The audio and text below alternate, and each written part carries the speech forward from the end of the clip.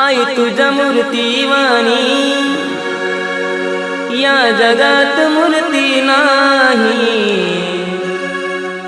अनमोल जन्म दिला गाई तुझे उपकार फिटणार नाही। अनमोल जन्म दिला गाई तुझे उपकार फिटणार नाही।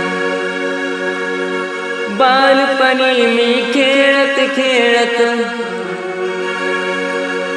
बालपणी मी खेळत खेळत होत जवताना